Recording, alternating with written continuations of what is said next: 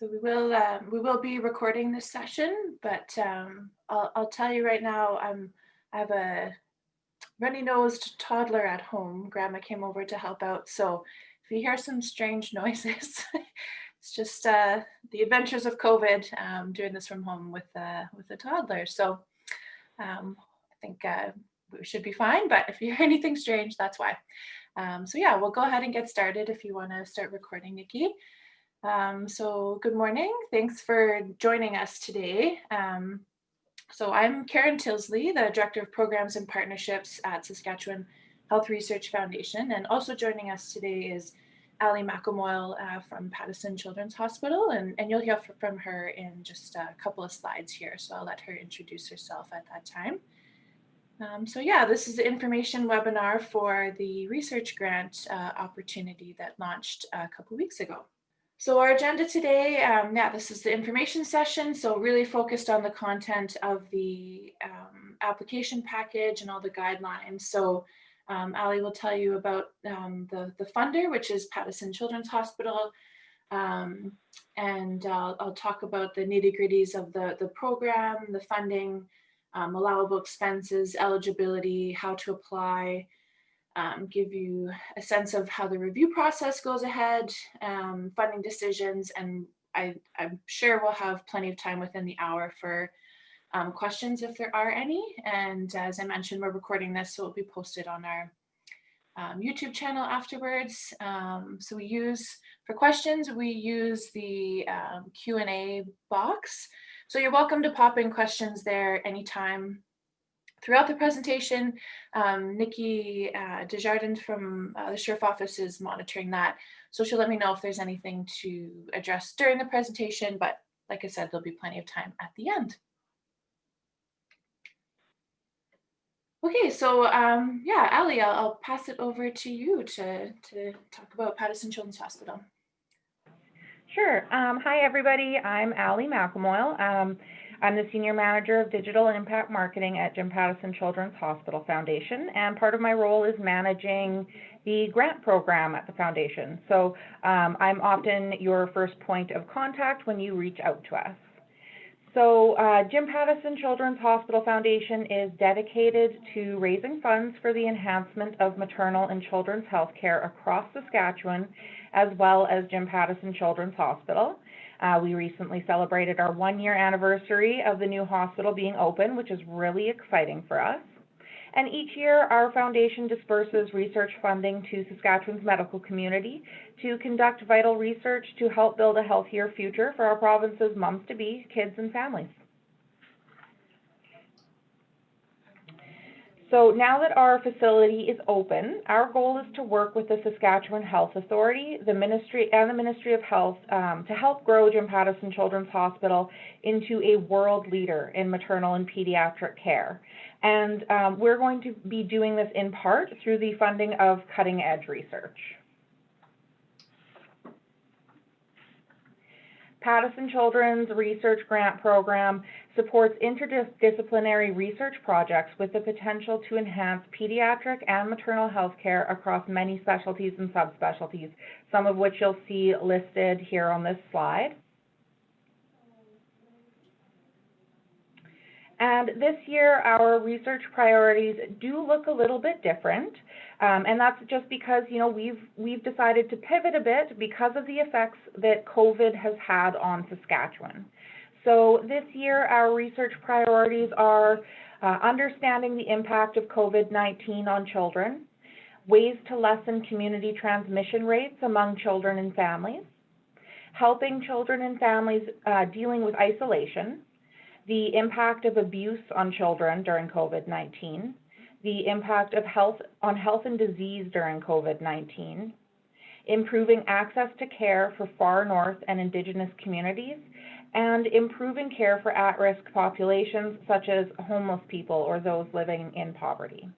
So we really feel that these topics are top of mind during this time of uncertainty when there's so much pressure on our healthcare system to deliver care to those who need it most.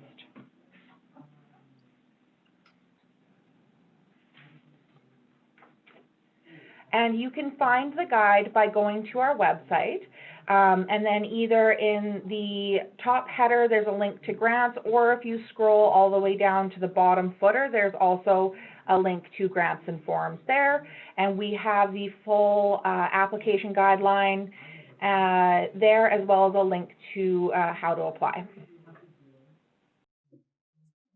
Great. Thanks, Ali. So that was all about your funder, which is Pattison Children's Hospital, and their focus for the research funding. So you probably saw there that all applications have to fit into one of those priority areas. So the first step, if you're interested in applying, is to read that guide that Ali just mentioned where to find. I guess it could be a bit daunting being 30 pages long, but just wanted to break it up for you because it's really an all-in-one document with the program guidelines, which also include grant management policies, all in this package. So if you're looking at it, really the first 10 pages are about the program guide. Then there's grant management policies, and then we've also included the glossary of definitions, and the application instructions are the last 10 pages. So it's really an all-in-one document that at some point you're going to need to read all the way through, but just try to break it up in chunks there. Sorry, Ali, I should have asked if you had anything else you wanted to add. No, that's everything. Great.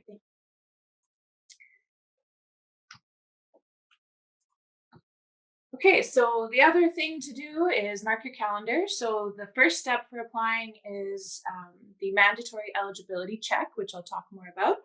But that is due in about a month, November 19th, and the system will close that off at 4:30 p.m. Then from there, having been approved through the eligibility check, you'll have access to full application, and the deadline for submitting those is January 21st at 4:30 p.m.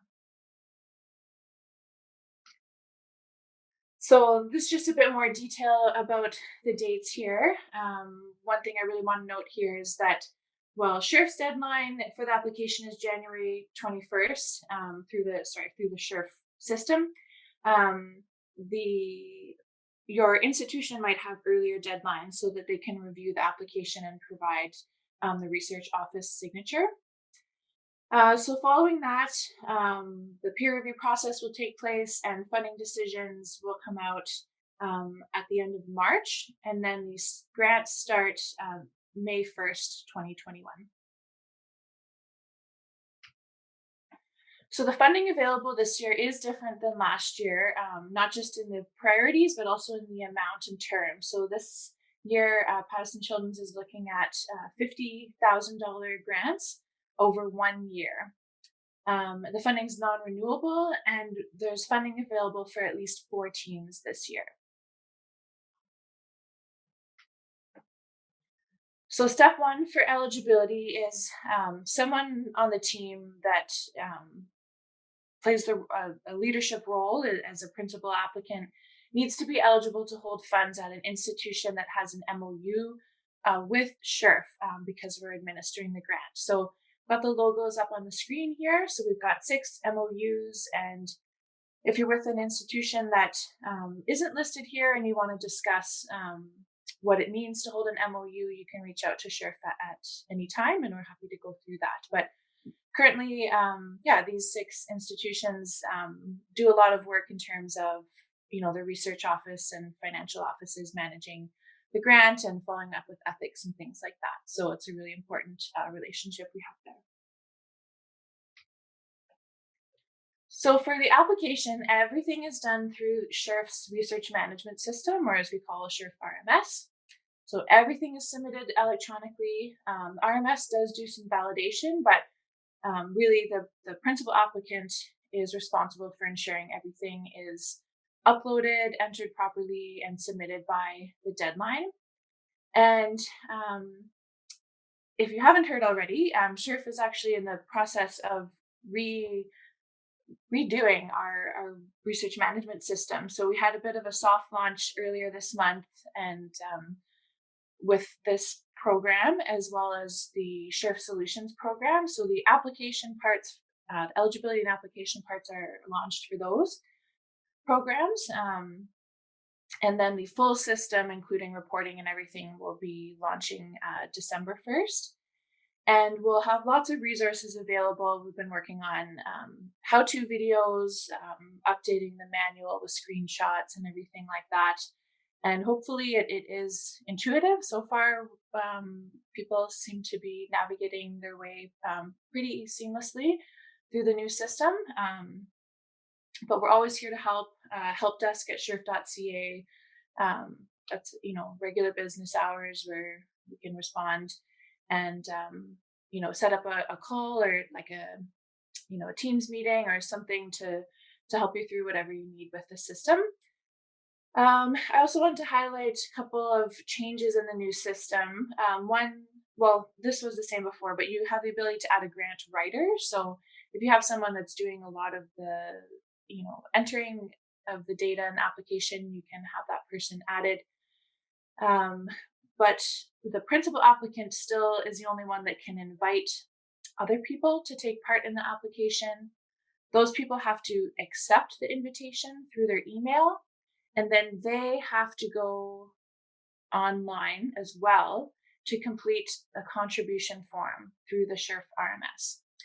And if there's a case where you have a team member or anybody that needs to fill out a contribution form that doesn't have, that says internal, but I'm supposed to say internet or email access, then just contact Sheriff and we can navigate that. But that's not just that I'm too busy. It's like, really, if you don't have internet or email access, then this just isn't possible for you. So we have ways to get around that so that we're not excluding people that, just because they don't have internet access.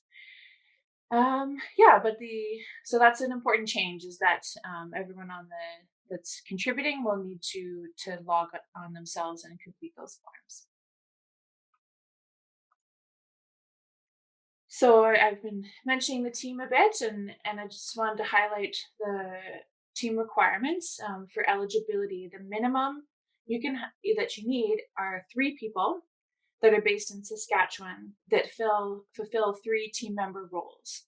So once you've met those check marks, then you can have additional people from outside Saskatchewan in any of the roles, but you need to meet those criteria there. And so when I talk about the 3 team member roles, we're looking for someone that is a researcher, someone that is a knowledge user who is a healthcare provider, and a person with lived experience and we're looking for patients and families in this context. So the researcher, knowledge user, and person with lived experience are the terminology you'll see on the Sheriff RMS. And then specifically, we're looking for a knowledge user who's a healthcare provider, and that person with the lived experience should be patient and family. So you need to meet those criteria through the eligibility check process, and again at the full application. And overall, truly what you should be looking for in the team is that you have the expertise present to complete the proposed project. So that's important when the application goes for peer review. So I'll just dive a bit into these project roles as shown in the RMS and defined in the glossary in the application package. So when we're talking about applicants or investigators, in terms of their leadership, direction versus participation in the project, there's 3 levels: the principal applicant, co-principal applicant, and co-applicants or investigators. We use them interchangeably. So that level is really determined by the level of leadership. And you can read the definitions in the glossary of the guide as well. And then so people who are in any of those 3 applicant or investigator roles can be described as either a researcher, knowledge user, or a person with lived experience. And again, you can find those definitions in the glossary. So we also have a project role category of personnel that includes trainees and research staff. And this allows you to highlight people that you have in place that will be compensated through the grant funding, and just to really highlight the expertise that you have in place through there or through those people, and even the capacity building opportunities that you get, that those individuals will get through participating. So this is a new aspect of the application that just really allows you to highlight those individuals as well. And supporters, we used to call those collaborators, but found that term, had a lot of different definitions. So supporters, those are people that are providing a specific service or just generally want to say they're interested in the results of the application.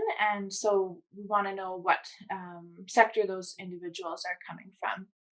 And I do see a question here that I can answer. Can the researcher and knowledge user be the same person, or do we need three separate people? So to meet minimum, so two things. To meet minimum eligibility criteria, you need one person in each, so that equals three people. And really, people have to pick. We recognize that people are multiple, they bring multiple perspectives, but for the purpose of the application, they have to pick either researcher, knowledge user, or person with lived experience.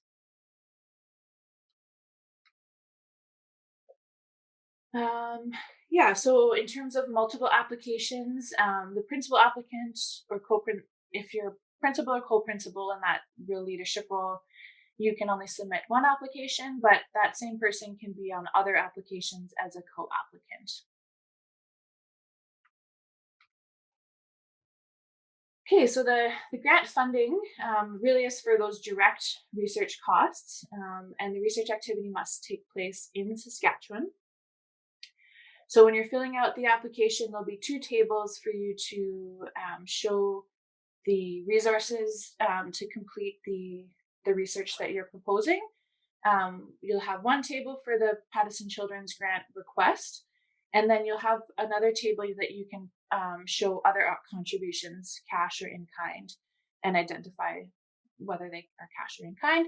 And so that helps the reviewers understand what other resources you have in place that will enable the work to be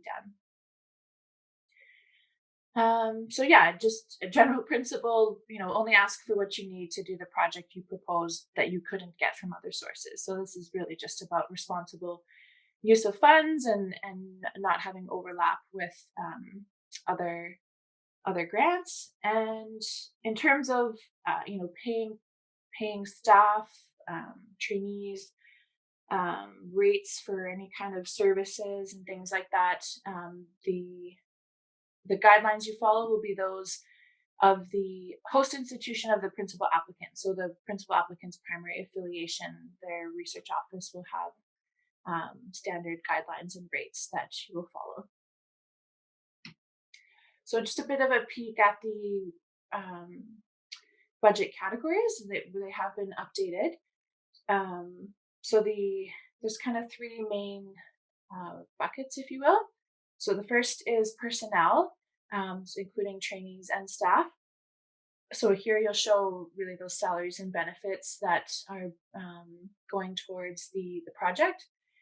And then we've broken it out into research costs and knowledge sharing costs. So research costs are those standard categories, material supplies, services, research travel, equipment.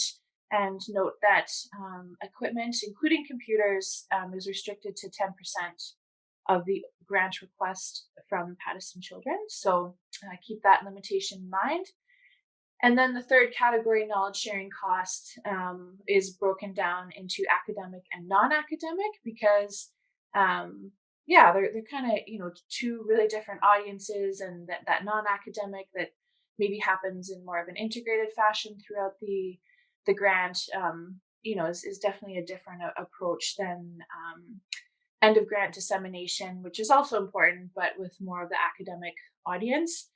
So that would be journal articles, conference posters. An academic conference travel is limited to $3,000, but it's probably not going to be a big issue, I'm guessing, for these particular grants. Okay, so the actual eligibility check process. So your audience for the eligibility check is really just myself as managing this program at SHERF, and the Pattison Children's Grants Committee, which will see an anonymized list of eligibility submissions. So there won't be other researchers looking at this, but so it's reviewed internally at SHERF, and then the Pattison Children's Grants Committee looks at the priority area to confirm that there's a good fit there, but they'll see an anonymized list for that. So I'm checking again at this stage for the team membership requirements, the making a recommendation about the priority area fit, and just generally that it's a good fit with this program. So because of the second step with the grants committee, there won't be a rolling eligibility like there is with other SHERF programs. We'll do it all in one batch. So eligibility decisions will be sent out November 26th for all submissions, but there still is a chance to request revisions for those submissions. So it's not like it's not a total pass fail for the first try. You get a chance to go back and forth if the grants committee or SHERF is uncertain about the fit or needs some more information. And so if we need more information, then we have a deadline of December 2nd so that we can get those final decisions back to you in time to work on your application. So just to let you know, the purpose of this step, as I mentioned, is to identify the relevance to the funding opportunity, the principal applicant eligibility, so ensuring that they have the ability to hold the funds at an eligible institution. And also it really helps us create a review committee that has the appropriate expertise to look at the applications and inform inform Pattison Children's of interest and allow them to confirm relevance, and just to formalize eligibility so that, if there's any notes that need to be on that application, that everybody can see those on the record.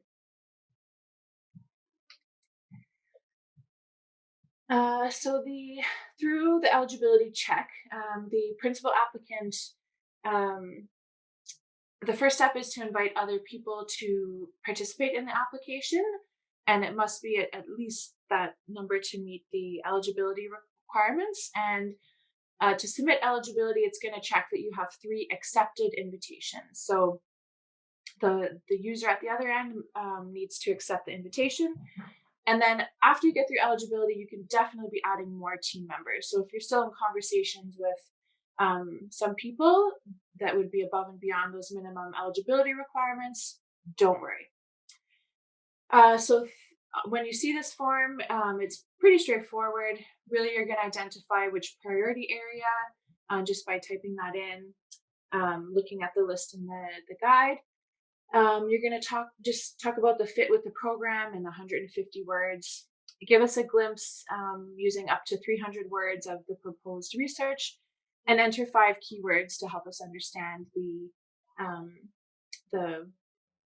areas, and this helps us with getting reviewers as well. So to that end, we also ask for suggested reviewers. We recruit within Canada, but outside Saskatchewan. So we're trying to avoid conflict of interest inside Saskatchewan, but within Canada, they generally understand they're part of a similar research system. So that's important. But really, those are suggestions only. So we have a whole process where we build the committees and work with the committee chair to get the right expertise on there. But those suggestions are very helpful. And you don't need to worry about institutional sign-off at eligibility. So the full application, you can update team members, you can change your title, and then you'll be providing a plain language summary as well as a scientific summary. So the scientific summary helps the reviewers determine their level of comfort and expertise in reviewing the application. Then we have some, oh, sorry, my child is banging at the door. We have some sections on the sex and gender considerations, the ethics about whether those are in place, the geographical locations that the research will be taking place, and the target audiences for the knowledge gained from the application. The proposal that you'll upload in PDF format is maximum 8 pages. But then in addition to that, you can upload references, and you have the opportunity to upload supplementary materials up to 3. So those supplementary materials are really, they shouldn't be things that the reviewer needs to understand what you're proposing, but they might, be sometimes people upload like an article that's not in publication yet that explains the direction they're going, or data collection tools that they've developed, that kind of thing.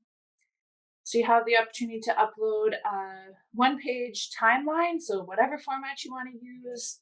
Pictures are really helpful for this.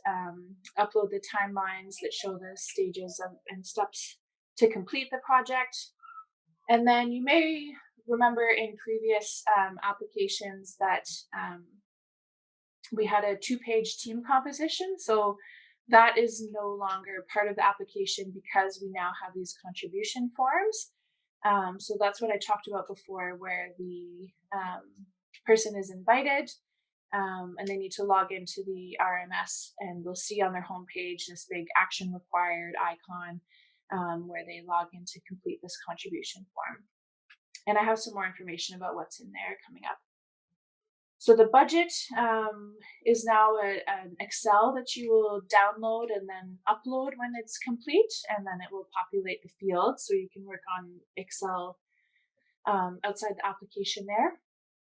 And then a 2-page budget justification. And then there's some fields talking about the impact of the grant. And here you will need that research office signature to upload to the application. But all the other team members, by accepting the application, they don't also need to sign the application. Okay, so those contribution forms. So I just wanted to go over kind of what's in there. And there's 3 different types. So remember I talked about those 3 different categories. So the first one is the applicant's investigators. And so when they go in, and including the principal applicant, they will select the application affiliation. So their affiliation for this particular application. So just to give a little bit of background on that, when you register in the system, you'll pick your primary affiliation, or if you've been in the previous SURF RMS, you'll be resetting your password and your previous information will be there. But now with the new system, you can also add other affiliations because, as someone mentioned before, you might be a researcher through one of the institutions on one grant, but you might be more of a knowledge user and representing a different part of your life, for lack of a better term, on another application. So you have a way now to register those different affiliations and select which one you're representing on the particular grant. And that goes for everybody that does a contribution form. So you'll select the role of researcher, knowledge user, or person with lived experience, and the little bit different fields show up depending which you select. And then everyone will indicate the hours per week on the proposed project and describe their role in the proposed project using up to 100 words. So just a highlight of what role they're playing in the project. And then finally, they will provide that information on their relevant expertise and experience for this application. So depending whether you're a researcher, knowledge user, person with lived experience, you would provide that in a different format. So the researchers, there's a Canadian Common CV template that you will upload the validated PDF. We have a updated knowledge user CV template that you can download right from the contribution form or from the SHRF website. That's, but yeah, different format if like it's a healthcare provider that doesn't have a Canadian Common CV. And but if they wish to have a Canadian Common CV, they can use that instead. And then a person with lived experience, they provide a testimonial of approximately 250 words. And now we've actually added the option of uploading an audio media file, and 250 words is about 2 minutes long. So yeah, so the principal applicant or grant writer, anybody else can work with the people with lived experience to help those people get that uploaded and prepared for the application. So personnel, same idea, but they would select, are they undergraduate, graduate, research fellow, staff, also indicating the hours and their role in the project, but also highlighting some of the research career development opportunities in relation to the project. And supporters, it's really simple. They also need to register in the RMS, select their affiliation here, and we just ask them to select which sector they're from and upload their letter of support. So their form is quite straightforward, but having them in the system and selecting their sector really allows us to highlight the great cross-sector and cross-disciplinary collaborations that you guys are all doing. So that's really important. So got a couple more slides here, just talking about the review process and decisions. So the review process is managed by SHRF per our guidelines for peer review. The review criteria were developed with Pattison Children's Hospital. And so we look for a multidisciplinary committee from across Canada with expertise in both pediatric and maternal health. Through the review process, you'll get written comments from 2 lead reviewers on the committee. And if needed, we may have external reviewers provide advice to the committee. So you might get some additional comments from them. The final score that you receive is a result of the entire committee's live virtual discussion and final scoring for our regular process. And it's a calculation of the average score of all committee members who aren't in conflict. So just to give you a sense of how that score comes to be through a whole process. And then the funding is allocated top down based on that average score until funding is exhausted or that 3.5 cutoff is reached. So the criteria, really the best thing to do is look at page 9 in the guide for the detailed bullet points under each, but you can see that it's, you can see that it's broken up into 4 different categories with weighting here based on the idea, the approach and feasibility, development and impact, and expertise, experience, and resources. So we use that 5-point scale, as I mentioned, the 3.5 cutoff for funding. So yeah, this is included in the guide as well. If you want to take a look at that, that's the same thing the reviewers will see. Just a few really high level tips, and then we'll have lots of time for questions that anybody has about the process. So yeah, I really encourage you to read that package, the application package. Really be sure to grab the reviewer's interest. They're only human. Make it exciting for them. Why they're probably not from your exact area of expertise, so maybe the inherent importance that you see in the topic is just so obvious to you, but we really want to bring other people along for the ride with you. So you really need to make your case of why this project is important and detail the how. So reviewers really want to know how this will be completed. Things like including the power calculations are really important. If you kind of skim over the details here, the reviewers lose a lot of faith about what exactly you're doing, or if you know what you're doing. And along the same lines, really showing that you've thought through any potential bumps on the road. And, with COVID, that of course is just a big bump in itself. And so the reviewers are instructed to consider the feasibility of the application within the context of COVID. So I really encourage you to address, some of the scenarios that you might face because of COVID um, in the research that you're proposing. So really make it easy for them to read. White space is good.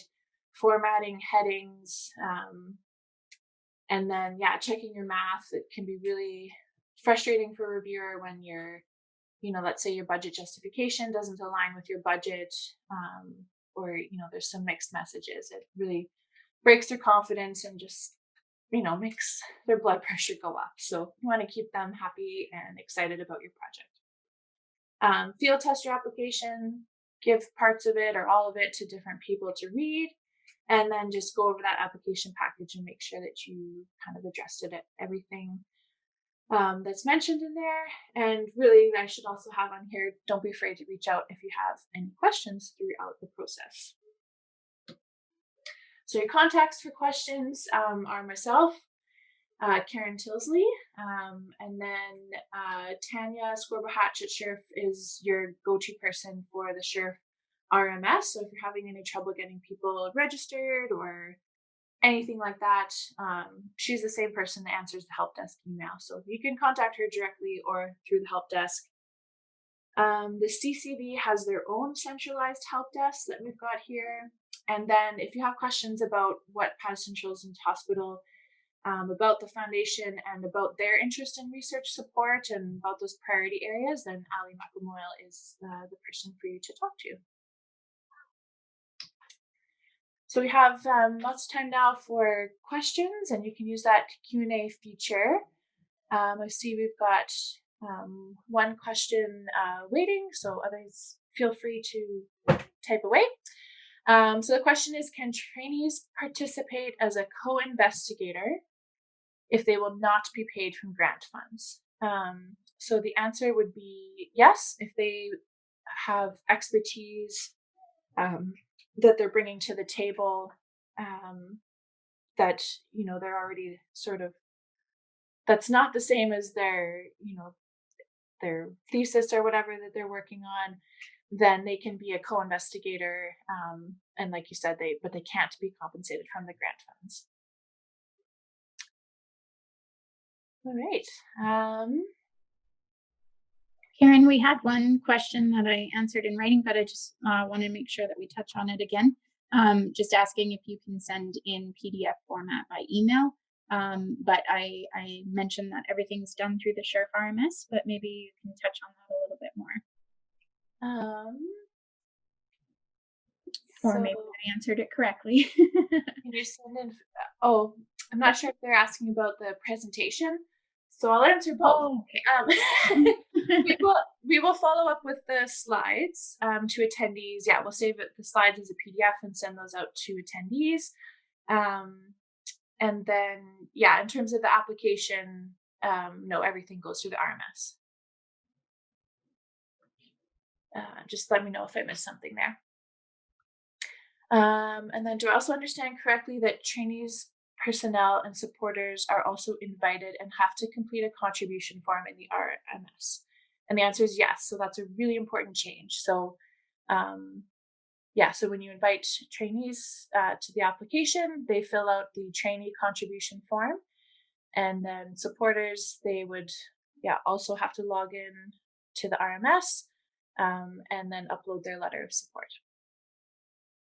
So the principal applicant needs to really, or whoever is assigned that responsibility, needs to really support those people in getting that done and direct them to Sheriff if they're having any problems with accessing the RMS.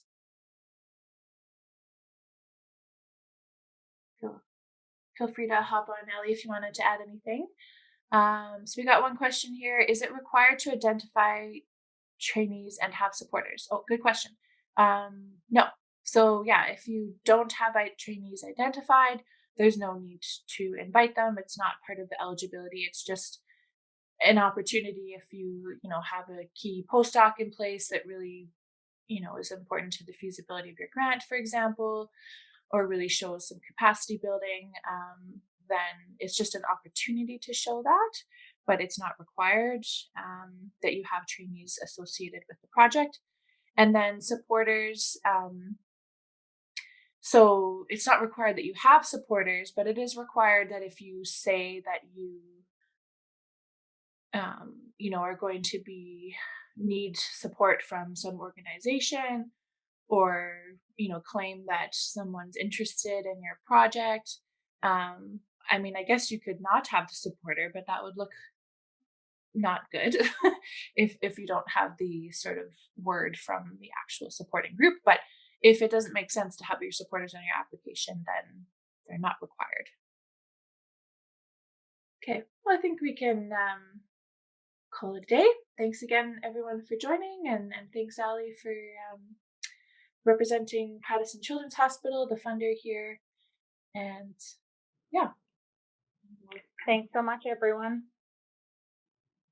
Great. Thanks, Ali. Okay. We'll sign off now. Have a great day, everybody.